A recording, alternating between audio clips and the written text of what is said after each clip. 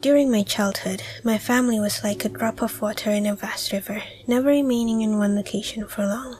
We settled in Rhode Island when I was 8, and there we remained until I went to college in Colorado Springs.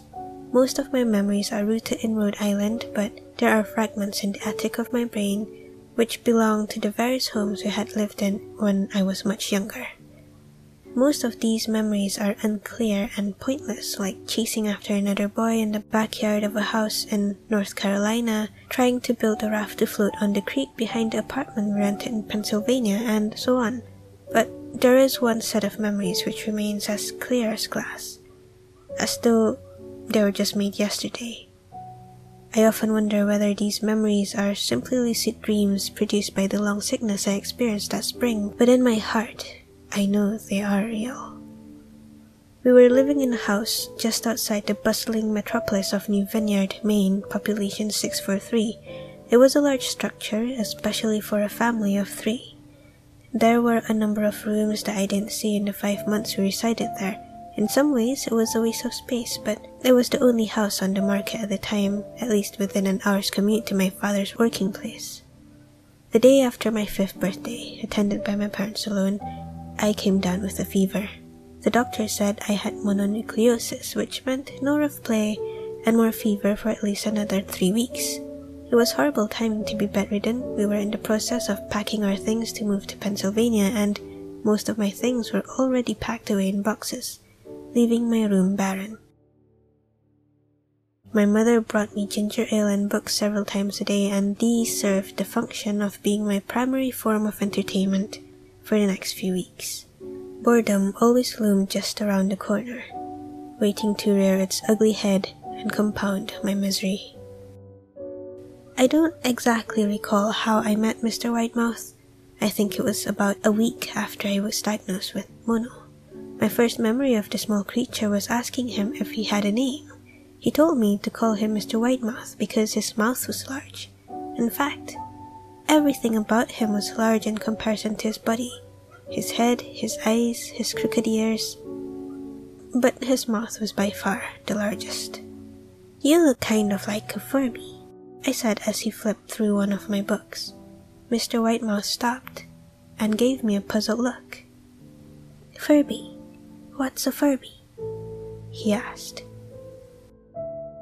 I shrugged.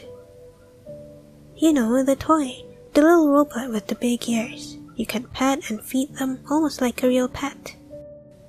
"Oh," Mr. Widemouth resumed his activity. "You don't need one of those. They aren't the same as having a real friend."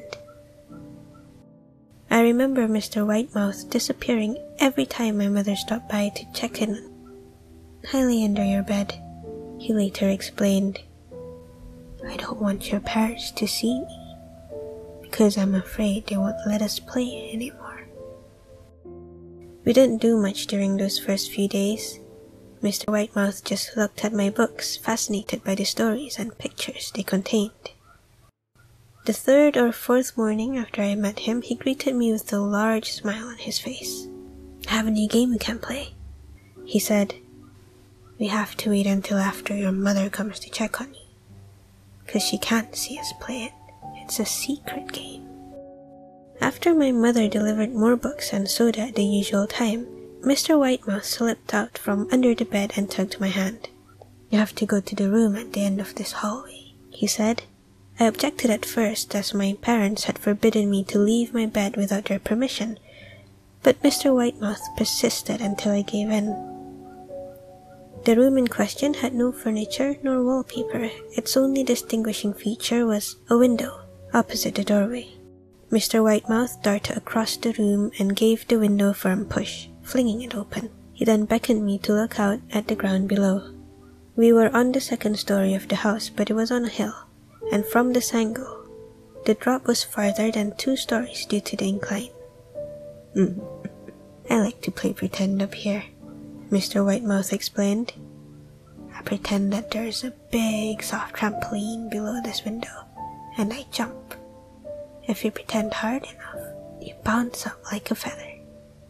I want you to try." I was 5 years old with a fever, so only a hint of skepticism darted through my thought as I looked down and considered the possibility. It's a long drop, I said. But that's all part of the fun. It wouldn't be fun if it was only a short drop. If it were that way, you may as well just bounce on a real trampoline. I toyed with the idea, picturing myself falling through thin air only to bounce back to the window on something unseen by human eyes. But the realist in me prevailed. Maybe some other time, I said. I don't know if I have enough imagination. I could get hurt. Mr. Widemouth's face contorted into a snarl, but only for a moment. Anger gave way to disappointment. If you say so, he said. He then spent the rest of the day under my bed, quiet as a mouse. The following morning, Mr. Widemouth arrived holding a small box. I want to teach you how to juggle, he said. Here are some things you can use to practice before I start giving you lessons. I looked in the box. It was full of knives.